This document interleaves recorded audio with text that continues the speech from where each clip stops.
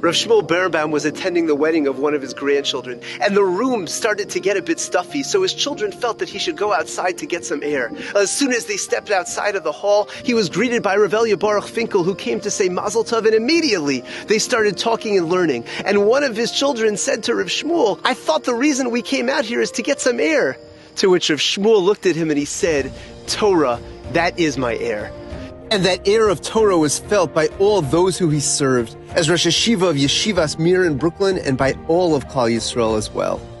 You know, Rav Shmuel's love for learning was something that was palpable. No matter where he was, no matter where he went, he was always constantly thinking and talking and learning. When the head of a prominent organization asked him to attend a function in which there would be several Roshei Yeshiva there, the first question Rav Shmuel asked is, "What time is it going to start?" He said, 5 p.m. 5 p.m., I'm sorry, that's in the middle of Second Seder for me. There's no way that I could leave Second Seder. And after Rav Shmuel's first heart attack, he had to have open heart surgery. And after several hours, he finally started to come to, and he was trying desperately to communicate something to his family, but they couldn't make it out.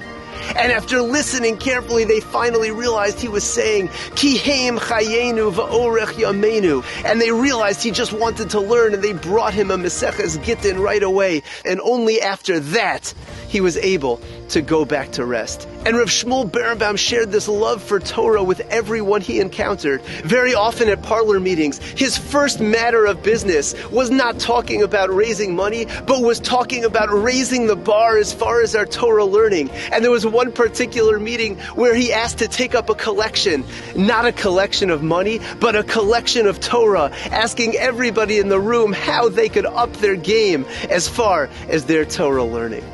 And of course, Rav Shmuel was always thinking about his Talmidim and helping them with their learning as well. Like on the Shavuos night, where there was a Talmid who had recently heard Rav Shmuel's shir, and he so desperately wanted to understand the Svara. He asked Rav Shmuel several times, but he still didn't understand. And then in the middle of the night, he went to ask other Talmidei Chachamim, but he still didn't get it. When finally at 3 a.m., he went back to Rav Shmuel to ask him to explain it again. And Rav Shmuel excitedly sat with him until Shachris, explaining to him the Svara. So great was his love for every single Talmud that no matter who they were able to get his fatherly love and compassion. Rav Yaakov Bender said that there was a Talmud in the yeshiva that was getting involved in activities that were not appropriate for a Ben Torah. And a few of the Kol Yungalai went over to Rav Shmuel and said politely that maybe this Talmud should be asked to leave the yeshiva. And then Rav Shmuel looked at them with a stern look and he said, "Have you fasted 40 Tanesim yet?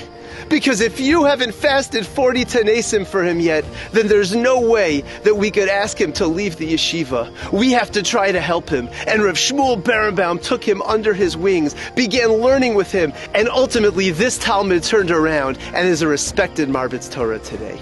And while Rav Shmuel's greatness in Torah was impossible to miss, just as incredible was his greatness in Chesed. Rav Shmuel and his Rebbetzin were unbelievable when it came to Hachnosas Orchim. They set up their basement in a way where they could house people who were coming from Eretz Yisrael in order to collect. And for years he would go on every Erev Shabbos to visit with people that were bound up in hospitals in order to give them chizuk. In fact, one time Rav Shmuel himself had to be in the hospital for a few days, and a Talmud that came to visit was walking with him up and down the hallways talking and learning. And every once in a while Rav Shmuel would exclaim, "We have to be mechazek the Yid in here." And he would look to see where the Jewish patients were, and at that point in time he would go visit and give them chizuk.